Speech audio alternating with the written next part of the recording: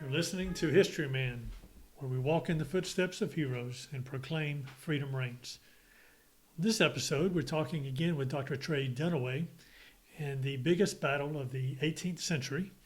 And we're continuing with that episode on smallpox. So Trey, thank you. Let's continue with this episode, and tell me a little bit about what your research and what you know about it. Happy to be back with you, Eric. Today we're going to talk about a story about an English lady, a slave, a Boston minister, and a physician. Go into a bar. No, there's no punchline for that one, is there? But we're going to talk about variolation or engrafting of smallpox. And this was the beginning of the end. And it starts at the beginning of the 18th century. You see, 18th century smallpox, they describe this in endless detail, just as news people will describe COVID-19 symptoms in endless detail. So we know exactly what they talked about. There are different varieties. There's the discrete variety, which means you have discrete lesions on your skin, which would mean that the smallpox would be more spread out. Maybe your dose wasn't as high for whatever reason. And then you had the confluent, which means those individual lesions would spread onto each other. Obviously, you're going to be sicker with that. And that would kick your rate up from a 20 to 40% mortality to about a 60% mortality. So that would be significant if you went confluent. If you had a hemorrhagic, which implies obviously they're bleeding, that would kick you up to about a 96% mortality. And if you had a flat or malignant, I think probably that's because your immune system would not mount enough of a defense to make a bump on your skin. But it was also called the malignant variety. That had a whopping 100% mortality in the 18th century. The mortality was greatest for the very young, less than 1 year old, and over 50 years of age. Hey, does this sound vaguely familiar? It does. You know, you have the age over 60, which I discovered is what DHEC in South Carolina is calling. They call anyone over the age of 60 elderly. So I pass for the elderly now, although I don't feel too elderly. But usually you died after about 10 to 16 days of suffering with this disease. And Native Americans often died after only about 4 days, even before the manifestation of a rash. So it was a pretty significant problem for Native Americans. We talked about that in the last episode, if I remember correctly. But what usually happens is for the first couple of days there are no symptoms, and then eventually you start to feel flu-like symptoms, and then you develop a rash, and then you either have scars from the rash or you die. And then you wouldn't have enough time to work on scar formation. In today's medical procedures, I hear you talking about that, and we've talked about how a lot of these symptoms sound a lot like what we're dealing with right now. And I listen to them, and I, quite frankly, get a little freaked out, okay? Because I'm like, well, that could be anything. I mean, you're sitting there and you hear that stuff, and then you go start having a headache, and then your stomach aches, and then do I feel hot or whatever? And we have blood tests to deal with that now. Yes, I mean, would you be able to see that in a blood test, or do you just not know until unless, of course, late? you have a false positive or false negative, which the media doesn't really like to talk about too much because I think they want to assure people. But yes, we do have testing today, and they did not have it. Right. But also, you have to understand, most physicians got every disease known to mankind when they were in medical school. Okay.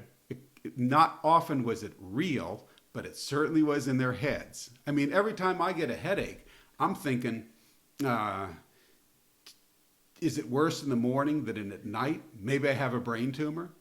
We all do that. Right, and with the vagueness and the plethora of COVID-19 symptoms and signs, anything you do. I read one article about some woman who was on a first date until she sneezed, and then he said the date went downhill after that. And this is again a human response to disease, especially if they don't understand it, which was really remarkable because in the 18th century, this is what happened. They didn't understand it, but yet they still came up with a way to treat it. Even though they didn't understand the nature of a virus or a bacteria, they still did find a way to treat it. So to go back to the beginning of the 18th century, we're going to go back to the preacher Cotton Mather. Okay. Cotton Mather had a slave, Onesimus, and on December 15th, 1702, he wrote, "Good servant, at the expense of between 40 and 50 pounds, purchased for me a slave." So Cotton Mather, who was a Boston preacher, had a purchased slave, Onesimus. And he came from Africa, where smallpox was endemic. It was already present. And he learned about what Onesimus did in order to treat the disease, which Well, was the isn't that very interesting? earliest form of variolation. Okay. So that's right at the beginning of the 18th century. And so that was the story about the slave and the Boston minister. But let's move on to an English lady. The English lady's name was Lady Montagu. Lady Montagu was the wife of the British ambassador to Turkey. Okay. So they were in Turkey. Charles Maitland was the embassy surgeon. So they had their own surgeon there at the embassy with the ambassador and his wife. And Lady Montagu hung out with Turkish ladies. And she discovered they had smallpox parties. What? Do you remember? Did your I mean, I've mother heard ever? Tupperware Did your parties, but- mother ever bring you to children that had mumps or measles at some point before there were vaccinations available? They'd have mumps parties or measles. See, the thing is with mumps, you want to get it when you're young. If you get it when you're older, which again is another virus. If you get it when you're older, it can cause orchitis, which in addition to being really tender and painful, it can leave you sterile. I mean, I remember when my mom would make sure that I'd be around other people with chickenpox, that Yes, sort that's of thing. before the vaccine. So you'd get it when you're young. Right. The mortality was limited. Well, they do the same thing for their children. Okay. And they would have variolation parties. Well, that's the name we had for it. But that started off, and at the time, when Lady Montagu figured this out, she had her 5-year-old son and a 4-year-old daughter inoculated through the guidance of the embassy surgeon, who learned from the Turks how they treated endemic smallpox. Wow. So again, that was in 1721. Well, medicine moves slowly. As physicians, we are by nature cautious and hesitant, and we don't want to promote something that's going to backfire. Right. Our motto is do no harm. So we want to make sure what we're going to prescribe or recommend is not going to do any harm. But Lady Mary Wortley Montagu, she was born in 1689 and died in 1762. In the 1720s, with this Dr. Maitland, he recorded what happened and he sent this to the British scientific societies. Okay. So word got out about what was going on in Turkey. And I'll talk more about variolation. Gosh, the time always flies by when I'm with you. I wish we could pack more in, but we'll just do another segment on actually the mechanics of how to variolate or to vaccinate, which is different for smallpox. We'll have to do that another time. But real quickly, what you've said is that just in our talks here, the smallpox, the treatment has been seen or taken from a slave from Africa and from some Turkish royalty. Is that what you're telling me? From high society Turks. Wow. Yes. Wow. Because as in always, a small idea starts, it has to develop and get legs, and then finally it becomes self-evident the value of it. But so often in society, when somebody comes up with a different idea, first they're ridiculed, and then there's violent opposition, and then finally it's accepted as, well, of course, this is how you treat this. So the same thing was true in the 18th century. What happens is that Dr. Emmanuel Timonius of Constantinople sent a letter that was translated to be published in the philosophical translations of the Royal Society's spring issue, talking about making the fact, this was in 1714, making the fact of inoculations available to English-speaking readers. Cotton Mather, remember, the Boston preacher, called to Dr. Woodward of the Royal Society, registered an intent to call a consultant of Boston doctors on inoculation if smallpox ever returned to Boston. And in June 24th, 1721, a letter to Boston physicians, including Zabdiel Boylston. Now, if you go to Boston today, there's a Boylston Street, and that's named after the good doctor. Is that right? But Zabdiel Boylston, now again, this was about 1721, he writes in his diary, "Upon reading of which I was very pleased and resolved in my mind to try the experiment." That's June 26, 1721, 2 days after reading Cotton Mather's letter. He inoculated his 6-year-old son and a slave, Jack, and Jack's son, Jackie. Boston was a hotbed of smallpox before the Revolution.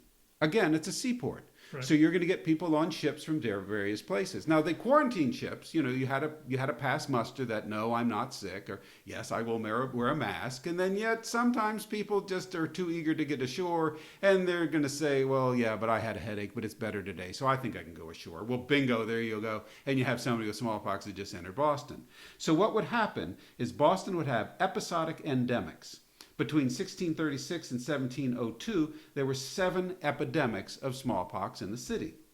There's about 19 years of freedom from smallpox, and then in April of 1721, the HMS Seahorse reintroduced smallpox. And this disease was a consequence of sin, according to the preachers of the time. And they wanted days of humiliation for God's mercy. Well, no, it's because somebody from the Seahorse, the HMS Seahorse, came ashore with smallpox, and that started an epidemic. What you'd see was sweeps of epidemics that would be phased out over a period of time. This is where you get into herd immunity.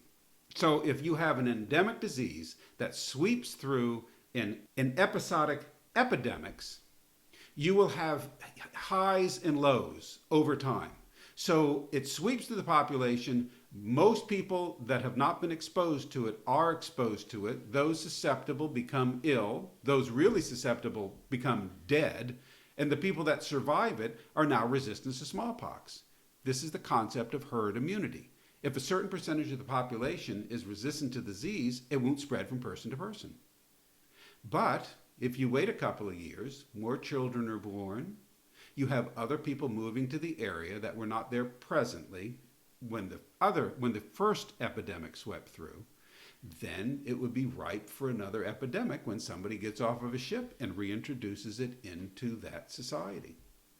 So those sequence of events between an English lady, a slave, a Boston minister, and a physician brought smallpox to a head in the 1720s with the most recent epidemic that was sweeping Boston. And you did have a physician, Zabdiel Boylston, who was tuned into this, paying attention, and he decided to inoculate his own son as well as a slave, and the slave's son, Jackie. And that's the beginning of the end for smallpox. It all took place in Boston, and at that time, in the 1721, the Boston treatment that he published showed a 14% mortality from natural smallpox and only a 2.5% mortality from engrafted smallpox. But unfortunately, we're out of time. So we'll have to talk about the difference between natural smallpox and engrafted smallpox in Dr. Boylston's experiments with Boston society that led to the eventual eradication of smallpox. Very good.